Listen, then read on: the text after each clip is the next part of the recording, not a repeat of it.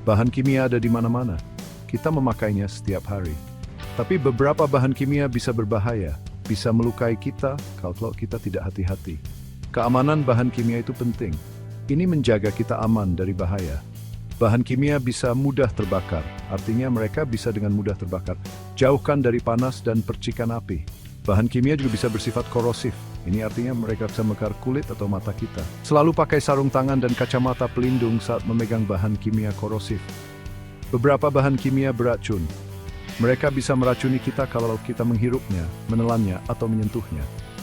Selalu ikuti instruksi keselamatan saat menggunakan bahan kimia beracun.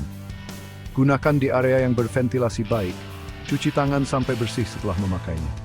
Ingat, utamakan keselamatan. Selalu baca label dan lembar data keselamatan sebelum menggunakan bahan kimia apapun. Ikuti insight dengan cermat. Yokuchi insistirin, Tia Guru, Profevadwesir semua peceri. Alat pelindung diri atau APD adalah sahabat terbaikmu di lab. APD melindungimu dari percikan, asap, dan tumpahan bahan kimia. Selalu pakai APD yang sesuai saat bekerja dengan bahan kimia. Sarung tangan melindungi tanganmu dari bahan kimia. Pilih sarung tangan yang tepat untuk pekerjaan itu.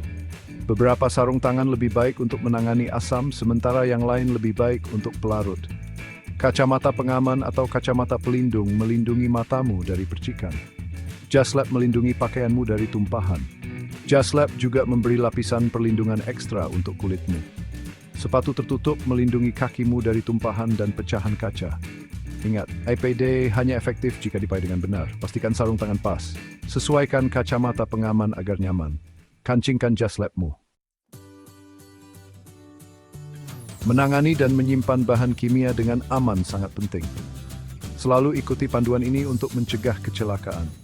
Baca label bahan kimia dengan cermat sebelum digunakan. Perhatikan peringatan bahaya dan instruksi. Saat menuangkan bahan kimia, gunakan corong untuk menghindari tumpahan. Jangan pernah menuangkan bahan kimia kembali ke wadah aslinya. Ini dapat mencemari seluruh botol.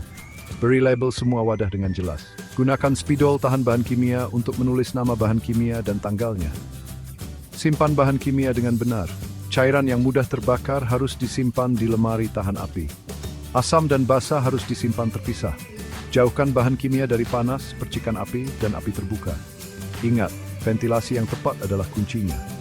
Gunakan lemari asam saat bekerja dengan bahan kimia yang mudah menguap.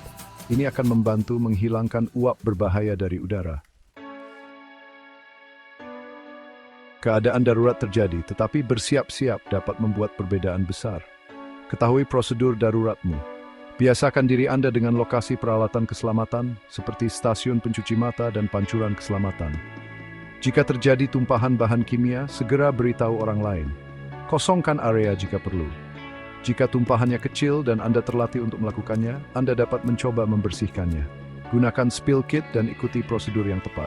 Jika bahan kimia mengenai mata Anda, segera bilas dengan air di stasiun pencuci mata setidaknya selama 15 menit. Cari pertolongan medis. Jika Anda menumpahkan bahan kimia ke kulit Anda, lepaskan pakaian yang terkontaminasi dan bilas area yang terkena dengan air setidaknya selama 15 menit. Ingat, keselamatan Anda adalah yang terpenting. Jika Anda tidak yakin tentang apapun, selalu berhati-hati dan mintalah bantuan dari profesional yang berkualifikasi.